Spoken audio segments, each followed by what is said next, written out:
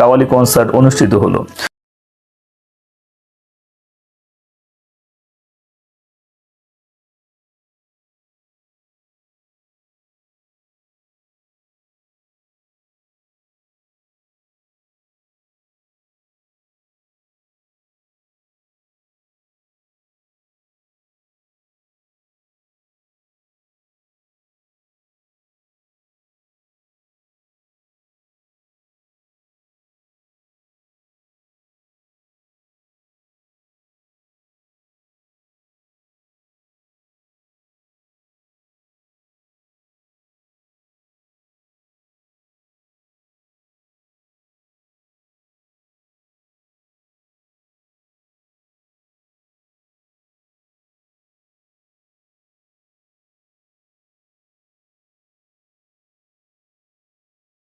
আপনি যদি হানাফি মাযহাব বলেন, শাফি, মালিকি, হাম্বলি সমস্ত মাযহাবের কিতাব দেখেন, সমস্ত মাযহাবের কিতাবের মধ্যে ঐক্যমত পোষণ করা হয়েছে বাদ্যযন্ত্র সহ গান বাজনা এগুলো হচ্ছে হারাম।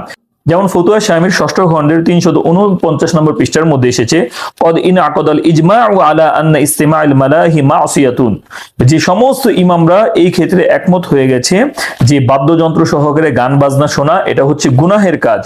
অল জুলুসু আলাইহা ফিসকুন, কেউ যদি গান বাজনার আসরে যদি বসে তাহলে এটা হচ্ছে ফাসিক হওয়ার আলামত। ও তালাজ্জুজু বিহা কুফরুন, আর কেউ যদি গান বাজনা শুনে একেবারে অন্তরের মধ্যে স্বাদ অনুভব করে এটা হচ্ছে কুফরিয়াতের আলামত। তাহলে এত বড় ফতোয়া সমস্ত ইমাম মাযহাবের ইমামরা দিয়েছেন, আর ওই মাযহাবের ইমামদের ফতোয়াকে আমরা প্রত্যাখ্যান করে আমরা কাওয়ালির নামে, আমরা হামদে বারি তাআলার নামে, আমরা নাতে রাসূল সাল্লাল্লাহু আলাইহি ওয়াসাল্লামের নামে আমরা বাদ্যযন্ত্র সহকারে ঢোল, তবলা, গিটার, এই বাঁশি, এই ধরনের বিভিন্ন মিউজিক নিয়ে আল্লাহর নাম আমরা উচ্চারণ করছি, নবীজি সাল্লাল্লাহু আলাইহি ওয়াসাল্লামের নাম উচ্চারণ করছি। আমি মনে করি এটার কারণে ডবল থেকে ডবল গুনাহ হয়ে থাকবে। এটা কোনোভাবেই কোনো ওলামায়ে কেরাম এটাকে সমর্থন করতে পারে না। হ্যাঁ, আপনাদের যদি এটা করতেই হয়, মিউজিকের কি দরকার আছে?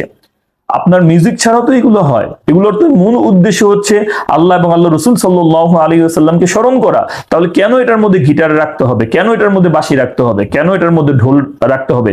কিংবা অনেক জায়গার মধ্যে এখন মুখ দ্বারা মিউজিক দিয়ে থাকে। এই ধরনের জিনিসগুলো আসলে ইসলাম কোনোভাবেই সমর্থন করে না। একটা জিনিস হচ্ছে আপনি এমনি মদ খান, আপনার উপর কবিরা গুনাহ লেখা হয়ে থাকবে, কিন্তু আপনি যদি বিসমিল্লাহ বলে যদি মদ খান তাহলে আপনি ইয়াখাফু আলাইহিল কুফর, আপনার কাফের হয়ে যাওয়ার সমূহ সম্ভাবনা আছে।